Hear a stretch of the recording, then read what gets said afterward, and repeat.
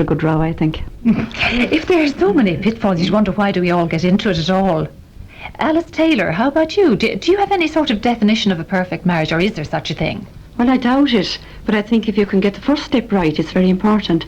And I think the first step is if you could marry somebody who loves you more than he loves himself, I think you're off to a right good start. Because that then, you don't have to concentrate on yourself then. You can concentrate on loving back, and that takes out all the selfishness out of marriage.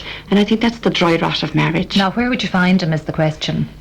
Well, I think it's like anything. It's a 50-50 chance, because there's no guarantees. And I really think you're married about 20 years before you're sure whether you have the right one or not. Oh, God. Bernie and myself have a long way to go. So. And then you might discover you have a gold nugget, or you might discover you have a bad egg. What have you discovered? Tell us. A gold nugget. Oh, lovely. Alan Titley, how has it been for you? How many years?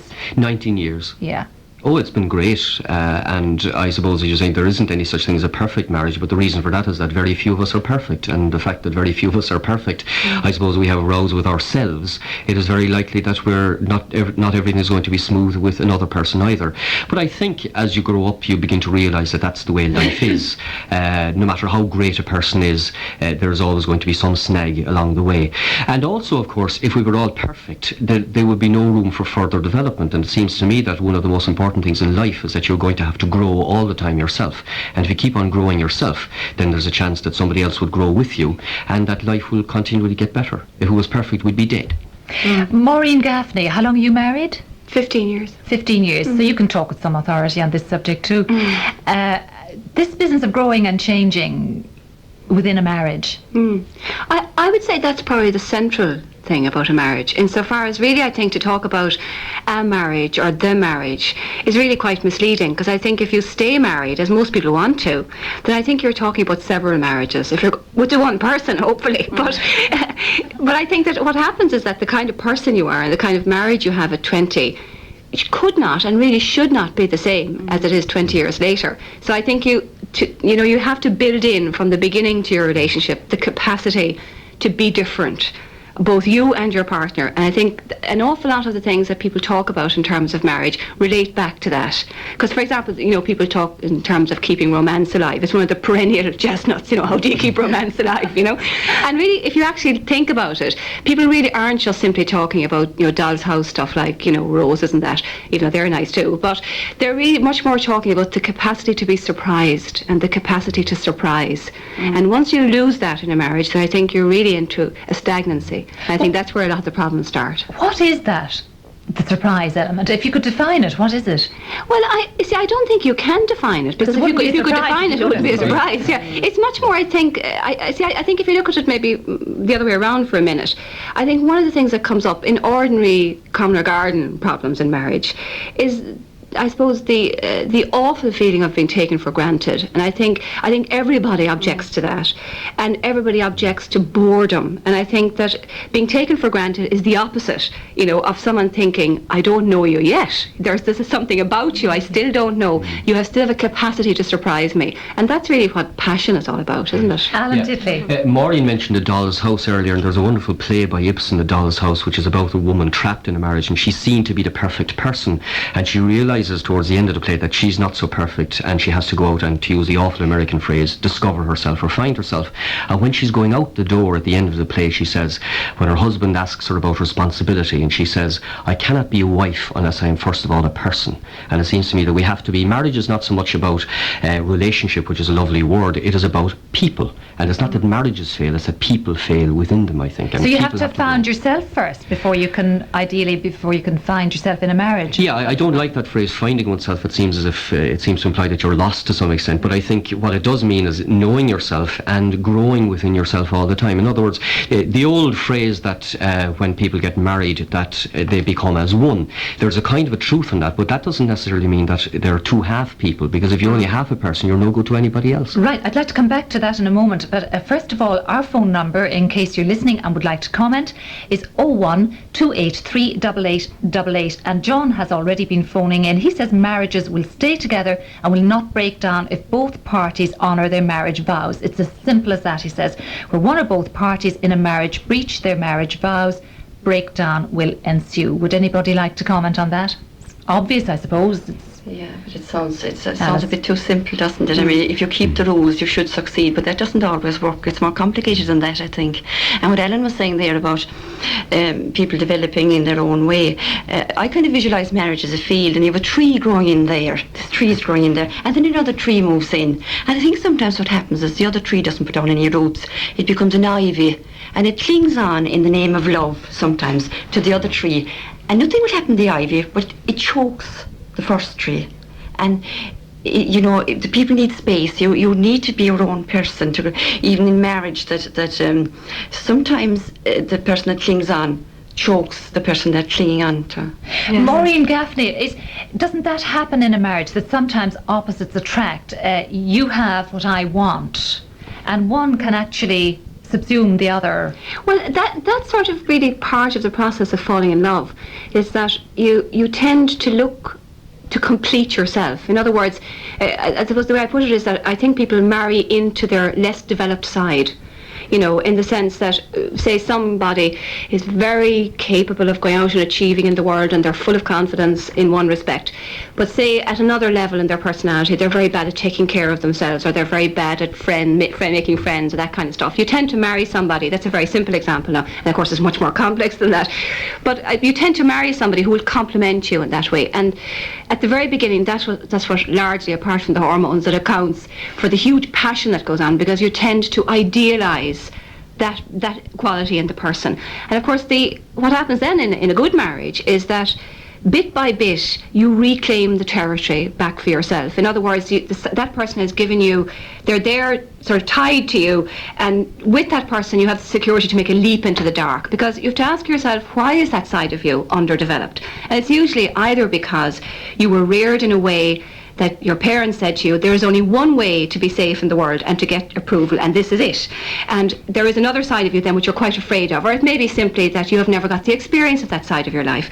So with your partner, you have the courage to take a leap in the dark and to develop that side of yourself. And you can see in very happy marriages, people actually get quite like each other as they go on. What happens in a bad marriage is that bit by bit, the very thing that attracted you in someone is what begins to drive you around the bend after a while. So if you are someone, for example, that's very over-controlled, and you marry somebody who's very feckless and easy, you know, sort of very free and easy, that's the very thing in the end that you will leave the marriage, because it will drive you so mad. Right. And I think it's that kind of process, because you rejected it in yourself, if you haven't come to terms with it in yourself, you then begin to reject it in the other person. So it's desperately unfair. You pick them out for that, and then you punish them for it. I'd like to ask you, Bernie Lahartha, about this. You know, a lot of people start out with this very romantic image of the person they're in love with. Yeah, I was going to say that, the leap in the dark. I mean, you know, you're not really trained for moving in with somebody, with a stranger. I mean, the courtship and dating, you know, doesn't show you, doesn't reveal everything about the person. You really have to live with somebody. I mean, the first few years of our marriage were the worst, definitely. You know, there is no such thing as a honeymoon period. You know, the honeymoon period is coming now, by the way. Oh, good. After 10 years, it's not bad. After 10 years, yeah. But you really are. You're taking such a leap in the dark. Am I going away from what you asked me? No. This strange attraction that takes you over at first. That takes over at first, right? Yeah. I think that, and that changes, of course, because you then begin to see the person as they really are. Yeah, but of course, the younger you marry as well, I mean, you're bound to change anyway. Yes. And the thing is to grow together, to grow individually, and then to accept each other's growth processes, I suppose, along the way. You know. Alan Titley. Yeah, I think the romantic love bit is absolutely essential. I think because it is a very deep instinct, and largely because it's an irrational instinct. I mean, we do have a choice. There are other societies that arrange marriages, and you have marriage bureaus, and I'm not saying they don't work out, because they do work out at very profound levels as well. But when you fall in love with somebody, there seems to be no real reason for it. But the only reason is an instinctive one, and the instinctive one, at least for a time, must be right. Now, it may change, or it may deepen, it may alter in many ways, but I think you have to trust that feeling, and you have to go with it. And therefore, I think we should defend romantic love, no matter what its foibles and pitfalls may be later on. It's essential. It's there for a reason. It gets the whole thing going. You couldn't stop it anyway. No, and you couldn't start without it. Kind of stuck with it, I guess. Yeah, but I think as you go on, then you sort of change maybe a little, and As I was saying earlier on, it takes a long time, all the different experiences as you go through marriage. The first baby I found was very traumatic, and then you landed with this parcel, and I was scared stiff of my first baby for the first 12 months. I lived in constant terror. There was no book that time, and then if he doesn't pull in and be supportive, then I think there can be a big crack right there. Well, now, when you got married, husbands probably weren't traditionally expected to be as supportive or to know as much about the whole business as they do now. And did your husband help you? He did, because I was so inadequate that he pulled in beside me. But I think if I was efficient, you see, on account of the time that was in it, he mightn't have done. But on account of the fact that I wasn't able to cope, he came in and stood with me, which was great. But I think if it hadn't happened, I would have been very resentful. Did you find that trying, Alan, the business of the children? Well, not having had the baby, I'm sure it wasn't as traumatic. In other words, I'm being facetious. Obviously, it's a huge thing for the mother, and the father, they say, has only a very small part to play in it. But it changes life entirely. In the first place, of course, there's another person. I suppose things get more expensive, and as the children grow up, I find the biggest change that they make is that you eat your food a lot more quickly, because you're always afraid someone's going to burst in through the door. But apart from that, I suppose people get married for all kinds of reasons, but the notion that they're getting married seems to include the fact that they're likely going to have children as well. So the children become part of a marriage, and so they can cement the marriage. They also help people to have a mutual interest, if you like, and it helps them along. And I think if you marry reasonably young, which I think is a fairly good thing as well, you grow up with your children, and you're not learning from them in the ordinary simple sense, but you're learning a great deal about life as well with them, because you're playing with them, and I suppose they help to keep you young. I have a son, 17 years old, who I play football with. Thankfully he's a lot better than I am, but we enjoy it, and that's a good thing. Yeah, you said an interesting thing there, that children cement a marriage, but not necessarily so. They can also be the cause of bringing it to its conclusion pretty quickly if the marriage hasn't been going well and people try to have a child for that very reason of cementing it, of keeping it together. Yeah. Well, in our case, in our case, they definitely cemented the relationship. I mean, for 5 years you could be going along, you have half a commitment really, but then the children come along and suddenly it's a mutual interest, and suddenly you're working together on something. And I know people say, well, if that's the only reason your marriage is staying together, it's a bad marriage. But no, I mean, all of a sudden it gives you a new perspective, and then, in fact, I find that you make more of an effort then to spend time together, the quality times the Americans put it, but suddenly you make an effort to go out, you make an effort for the special dinner at 10 o'clock when the kids are in bed, you do all these things, and suddenly that's when the romance, I think, comes back into the marriage again Maureen, what do you think of that? Well, people have said a lot of things about children. I suppose overall I would say that having children is probably the first major hurdle in a marriage. I mean, it's the first crossroads, as it were. And you have, if you have hairline cracks in the marriage, then, and if they haven't been attended to, then they tend to become gaping chasms, within a year, because apart altogether from the unconscious things that happen, I think there are very interesting things happen to people when they have children. But I think as well as that, just the simple practical stuff that, researchers who have looked at first-time parents found that their time together is cut by 50% after the first baby. So that even if you're spending more time together, an awful lot of it is things like shouting, to get the nappies, that kind of stuff. And all that whole communication time, sex tends to go down in frequency the first year after marriage, and all that kind of stuff. So you need to what you need to do immediately is, and you, of course, to come back to what people said earlier, of course you have no preparation for this. What you need to do then is to find some kind of a life buoy that will keep you going, until things settle down again. And so I think that when a marriage is vulnerable, it can really crack around that time. On the other hand, I do see the other point that people are saying as well, and I do think it's when that very early romantic attachment to somebody becomes a very firm commitment around that time, because your children represent for you in their bodies, they represent what you have done together. So it has a huge significance. Yeah, but I don't see how children could be looked upon as negatively. If you see, what happens, I suppose, is a lot of people, when the babies come along, they spend an awful lot of time with the babies and ignore the partner who was there before the baby came along. Well, I was very conscious not to do that, and maybe that helped. You're listening to Liveline, and the topic today is marriage. A number of calls in now. Ina says that a lot of the success of the family depends on the role of the in-laws. You have to marry somebody who is prepared to love you and put you before his family. The in-laws have a very strong role to play. The partners must put themselves before their respective families.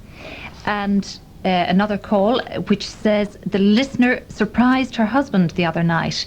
It was his birthday and she took him out for a meal. The next day they had an argument. Her husband said to her the surprise was not worth it. All the good had been taken out of it now after the argument. I can kind of see his point, I suppose. Catherine rang in to say, to give the advice that a boss used to give us when we were working. She says, to look at our partner and if we could still love him when he was 60% of what we could see in him then that would make a good marriage. Now Deirdre is on the phone. Hello Deirdre. Hi, Freda. Yes. Hi there. I don't know if your panel can throw any light on the situation, but going back to getting married in the first place, I actually don't believe that marriage works terribly well with human instinct. I think the two, to some extent, are in conflict, and it causes great difficulties. Society wants one to get married and commit oneself, in a form of religious contract. But I actually believe that human instincts don't really work terribly well with the idea of marriage. I mean, the male instinct is companionship, finding a partner who will look after him. He doesn't need the commitment so much. The female instinct is probably stronger along the lines of finding a good provider, somebody who, that they could set up a family with. Somebody the nesting instinct. Yes, exactly. So they're going to try and get the best provider they can find. So in a way, I mean, it sounds terribly mercenary, but they're going to kind of sell themselves to the highest bidder, so to speak. And you could see it happening all the time. Get the best man that they can. And in doing that, they're trying to make themselves out to maybe be a better person than they really are. They get themselves involved with the man that they want to get married to.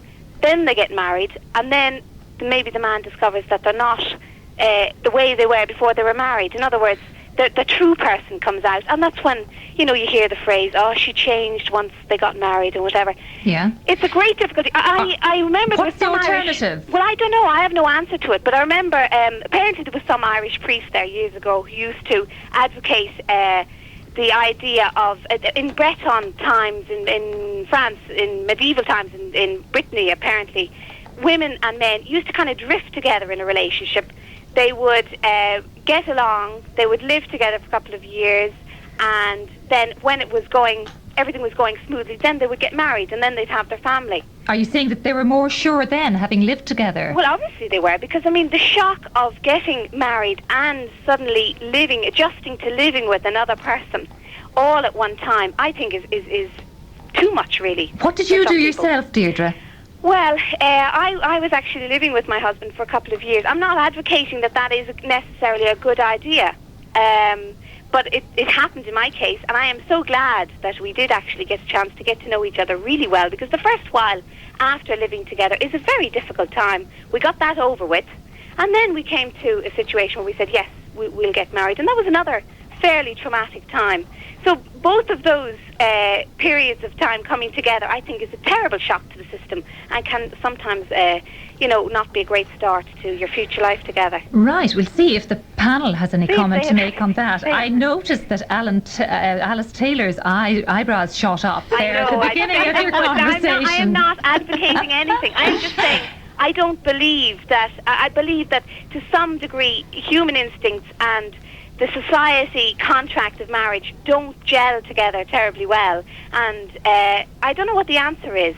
Alice, the first part of the comment there, about bettering yourself and doing as well as you can and seeing it as a means to... that was when my eyebrows shut up. I thought, yes, it was. It sounded very calculated. I mean, you're eliminating the love aspect altogether, and I think without that, that's the springboard from which it all takes off. And in one sense, this calculation, I don't think that actually works, because if you look around you, if you see a man that's a total disaster, he hasn't done well, and he's a troublemaker, and everything's gone wrong in his life, invariably he has a wife. So women do marry failures. Why do you say invariably he has a wife? Because women, for some unknown reason, marry disasters. But they also marry very successful Yes, oh, they do. men. But that's agreeing with what the caller in there now, that they go out and they calculate the best bet. But there's a mothering. There's this as well, like that they'll marry men that out of for all sorts of reasons, protective instinct, mothering instinct, pitting instinct, but. Invariably, you will get a woman who will marry somebody who is a walking disaster. Feeling that they can handle it better than anyone else. Yeah, feeling that they can improve them and change them, which of course they can't. Maureen Gaffney, would you like to comment there? Yeah, well, I suppose, I agree, in general with the caller, insofar as I think it's desperately difficult to be human and to be in a marriage. I think it is very hard. And I think really the ingredient you need above everything is a sense of humour. Given the awful gap between the ideal and the reality for most people. But I would think that I think people bring in a lot of factors into how they decide to get married. For some people, material things probably are very important. But I would say that in general, the vast majority of the motivation, as it were, has to do with your self-esteem. And I think an awful lot, to go back to Alice's point, and I agree with her that, and it applies, I suppose, equally to men, that there are people who, on the surface, you would wonder why anybody would want to marry them, but yet they'll find someone who loves them. Now, often you'll find, if you talk to people who love people like that, and who went in with their eyes open, they will say that that person made them feel so special because they felt that only they could have reformed or made that person good. Now, that goes back to a big problem with their own self-esteem. So I do think people bring in a lot of, and I think the motivation you have when you marry first, the stuff you're conscious of even, is only like the tip of the iceberg. It's your unconscious motivation, and that's why people cannot account for why they find certain people attractive, because you'll find that even after years, you tend to go for the same people, because there's some unconscious triggering. And I think it goes back to what I said earlier about somebody who unconsciously speaks to your unconscious, and what they're saying is, I can do something for you that nobody else can do, and that's the siren call, and that's the trap. I feel, Well, Bernie Nilartha. I just feel that if I was marrying again, I probably would go exactly with the same type of person. You're right, but I should really go for somebody with money this time. But I just believe that you could be marrying 8 and 10 times over and make the same mistakes over and over again. So I believe you might as well make the commitment now and make the best of what you have anyway. And living together, Deirdre there said she went through the same teething problems that we probably went through in our first few years of marriage. So I'm glad that we got married 10 years ago. It was a lot cheaper anyway than we'll say 5 years ago. So I can't understand. Once you make a commitment, it doesn't make any difference. Right, Alan Titley. Well, I'm glad I didn't say the things that Deirdre said. If I was to talk about women being as calculating as that, I'm sure I would be too popular around this table. No, certainly would not. We're not allowed to say those things. I think to pick up on what Alice said about people hoping to change other people, somebody once said that the only time a woman changes a man is when he's a baby. I'm not sure that you can succeed in doing that. Right, a number have called in. John, who says that in marriage there has to be a lot of compromise. Compromise, not meant in a derogatory sense, and tolerance are good ingredients for a happy marriage. I just hope that's not my John. He seems to be ringing in a lot. Philomena talks about infidelity. My husband had a relationship outside marriage. It wasn't a sexual relationship. They said it was just a deep friendship, a supportive relationship based on love. However, it hurt me deeply. I was totally excluded. What is the panel's view on this sort of a relationship? Alice. I would shoot him. If my husband had an affair, I think it's the one thing I couldn't recover from. I think I know women do, and I'm filled with admiration for women that go back to men that have been unfaithful. But she didn't exactly say it was an affair. She said it wasn't a sexual relationship. It was just a deep friendship and a supportive friendship, but she was excluded. Yeah, well, I could understand that. Well, I wouldn't mind if there was a deep friendship, but I wouldn't like him hopping into bed with someone else. I feel the opposite. I can understand the sexual deviation, going away from the relationship, but having a deep friendship with somebody to the extent that I would be excluded because I would have started off my relationship as friends, and I would have placed a high priority on friendship. And I think that's what happens when, I suppose, people start ignoring each other, not listening to each other.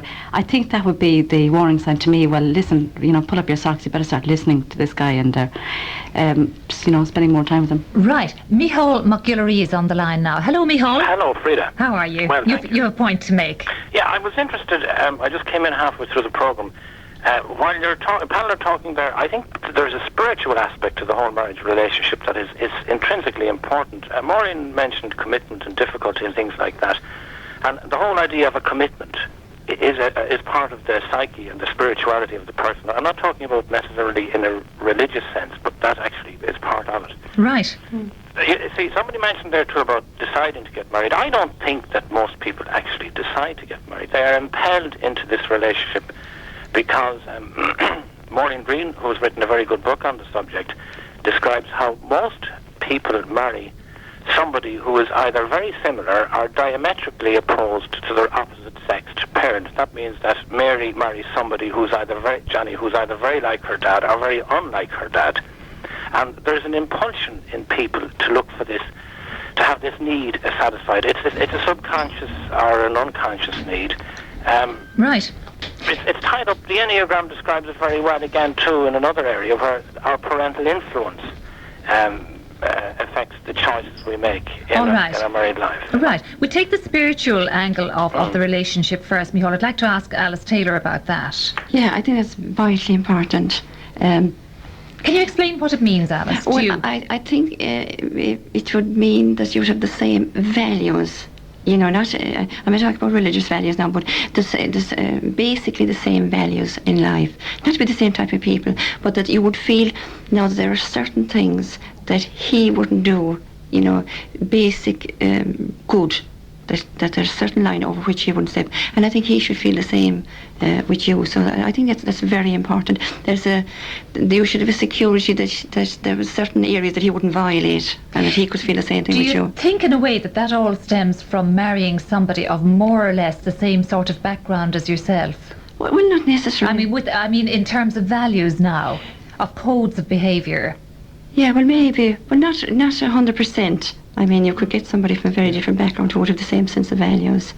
Yes, I really mean more a code of behaviour than background. Alan Titley, how do you feel about that? I think that the spiritual element is very important, but using that in its broadest sense, I think theologians make a distinction between sex and sexuality, and they mean by sexuality the whole person, or your personality, if you want to put it that way. And of course that is very important. But there has to be, I suppose, some kind of mutuality with regard to values as well. It doesn't really matter what those values are. There has to be some kind of mutual interest. In other words, to take a very crude example, if you had somebody, for example, who was a Bible-thumping preacher and the other spouse was a black Muslim, I think they would probably have difficulty in getting on together. So there must be a community of interest between the people, and that is a kind of spirituality. How does that strike you, Michael? Well, yeah, I think it's narrowing it down. I think if you look at the dynamics of the relationship, if we work on the assumption that people marry somebody to fill needs that have been created because of the parental experience that individual had in growing up. Do you understand me, Freda? Yes, I do. Well, that supposes that there are two people in the relationship. There is the individual who is the product of the influence their parents had on them, number one, and then there is the individual themselves at their own core personality and their own spirituality. Now, the tension in the individual between both sides of that individual in themselves, really, marriage is the only known institution I know where that tension can be worked through, because even Jack Dominion describes how one spouse should be a therapist to the other spouse. In other words, it's really our spouses that help us to grow up. Now, the spiritual element comes into the question, what is a commitment? And really, I see commitment as a firm undertaking which will not be revoked, irrevocable. A commitment is a commitment.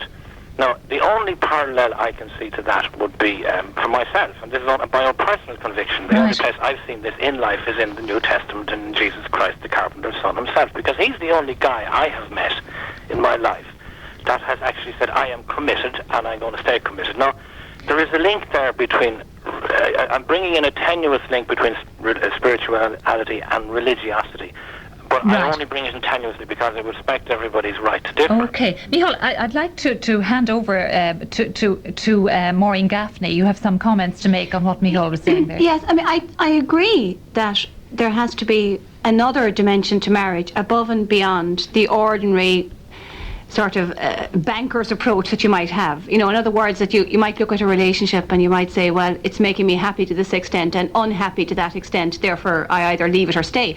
I mean, I think that in a marriage, and I really wouldn't like to distinguish, I suppose, between people as well who've made lifelong commitments to each other but who are not married for one reason or another.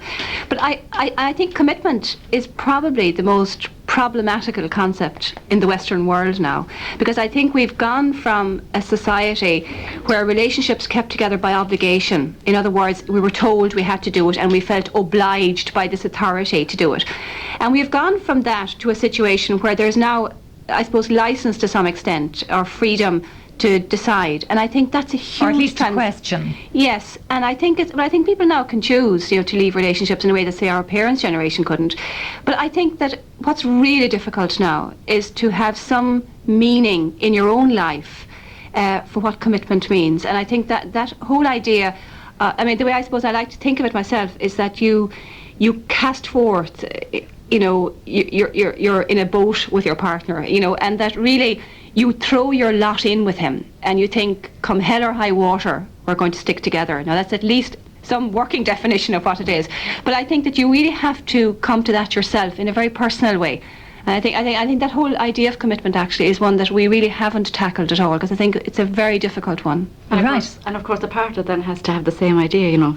Come hell or high water, we'll stick together. Anyway. Well, that's one of the big problems in marriages, is that where you have an inequality of commitment, and you may start off the same, and then somebody, you know, I think maybe that's behind a lot of the problems that the other caller talked about. You know, where a friendship outside of marriage is only a problem if the marriage itself is beginning to, I think, have cracks. Well, we have a call in from John who says that in Ireland today and in the past, people think that marriage is the be-all and end-all. Nobody ever said to John when he was getting married that people change maybe after 5 years or 15 years, I'm not sure which it is, or that your marriage is liable to break up, or that your husband or wife is likely to have an affair. The emphasis was always on happily ever after rather than the reality of the situation. This is that it could break up. People can grow apart as well as grow together. Patricia O'Connell is on the line. The ingredients for a good marriage, Patricia. Good afternoon. Good afternoon. My comment was that friendship, but you've actually made it since I've been listening on the phone to you. No harm to make it again. I reckon that I married my best friend, and we have a wonderful relationship. And even in when the times are hard between us for whatever reason, I find that our friendship comes through all the time. That you don't feel like walking out because you're committed through friendship as well. Right, yes. You don't have to have ties for that to endure. Yes, I think so. And I think it's very, very important that, well, it is for me that I married my best friend. And you've succeeded at it for 7 years. Yes. Wonderful. Well done. Thank you. Okay, thank you too. Harry Malloy is on the line. Hello, Harry. Oh, Freda. Now, you are a great-grandfather. That's right. Welcome to the programme. I've never spoken, I think, to a great-grandfather before. Well, you had the pleasure. Yes. Thanks. What is your point? Well, my point is this, that apart from all the romance and the birds and bees, that's implanted in human nature, you know, to join together. Okay, the birds do it and the nests and all that. Now, marriage is, all the best writers have come to the conclusion that marriage is a contract, however cold-blooded it might seem. It's for the protection of the woman. Now, that should be remembered. It's for the protection of the woman. I wouldn't. That's my point, really. Right. Okay. And I'm not a spoiled sport. As I say, I've seen a lot of family life and so on. And I, as a mass today, and the reading was that when you're married, you're in the one body. Now, if people cling on to that and say, okay, I've burnt my boats, I'm in the one body, for better or worse, and we're married, and make the best of it. And, of course, they can always separate if they want to. But if they cling to that belief that having received the sacrament of marriage, they are then in the one body, and if they settle their minds on that and get on with something else, fishing or whatever you want to do out of doors, Right, Harry. Carry on with the marriage. Oh, would that life were so simple. Thank you very much, Harry, for that call. Now, Alice from the Midlands rings to say that her husband very seldom speaks to her in the house. She says, he has never called me by my first name. He will refer to me as she or her. He's never said please or thank you, good morning or good night. He takes me to mass, shopping and the doctor only. My children are now reared and I find life with him a burden. That is a very difficult situation. Alice, would you? Yeah, I think that's dreadfully sad, but I'd imagine it happens in quite a few marriages where the communications break down. And sometimes I think what happens is the children, we're talking there about children wealthy marriage together. I think what happens sometimes is the children grow up between the two people, not around them. And that when the children are gone, there's a big gap and they can't get back to communicating the way they did in the beginning, But that's a dreadful situation, and if he won't, you'd be inclined to say she should say goodbye to him. I mean, she's a terrible existence altogether. Alan Titley, would you like to comment on that? Yes, I don't think anybody here would pretend that marriages don't run into trouble, and one of your previous speakers just before the break was beginning to make that point, and I think we simply have to accept that they do, and in all kinds of ways, and I think it's a tragedy when that happens. It's a tragedy when people don't speak to one another, and it's a tragedy when people treat one another very badly, and I'm not sure what the cure for that is, but I'm sure there are various people will offer cures. I think, Maureen Gaffney, you made the point earlier too about people growing and changing within a marriage, and that the person you set out with may not necessarily remain that person down through the years. That we all change and grow. Yeah, but I suppose one of the things that happens as well, I think, is that there's nearly always, after a sort of a honeymoon period, there's nearly always a first conflict that people can remember. Everybody can invariably remember the first conflict that they had. And this woman, I'm sure, if she goes back, will remember the first time, and that's not disallowing the possibility that this man didn't speak to her either before he married, which seems very unlikely. So at some point he was acting like she wanted him to act, and at some point he stopped. Now, she'll probably remember the first conflict they had. Now, I think what's very useful is to look at how first conflicts are handled. And I think what happens in an awful lot of cases where marriages subsequently go very wrong is that the conflict is denied. In other words, one partner or both simply refuse to accept that they have a different view on something, or that their paths are diverging in some way, and they deny it. And sometimes people will intimidate each other. Every time one partner will bring it up, the other partner will bring all the force of manipulation and intimidation and cause rows and ructions and so on, so you stop bringing it up eventually. Now, the partner who doesn't want the conflict out in the open, who doesn't want maybe to change or whatever, has won a short-term victory in the sense that he or she has got their way. But unfortunately, the long-term consequence of putting conflict underground is that you drift. So you should bring it out into the open. Well, in my own view, I think conflict is as much part of marriage as sex. That's an interesting one, yes. Well, yes. That's what I said. Making up after a good row is often to clear the air. Well, even having the row is very important. Is very important. Yeah, I think so. Well, then I have a good marriage, because there's plenty of rows in the Great stuff. Anne rings in. This is in the nature of a query. Anne has 2 children and is married for 11 years. She has a very good husband, but every time they go out, he looks other women up and down. She wants advice from the panel on how she should handle this. Well, I didn't come here to give advice to anybody, and I can relate to her feeling like that. So, I'd be looking for my own advice. That's all I can say.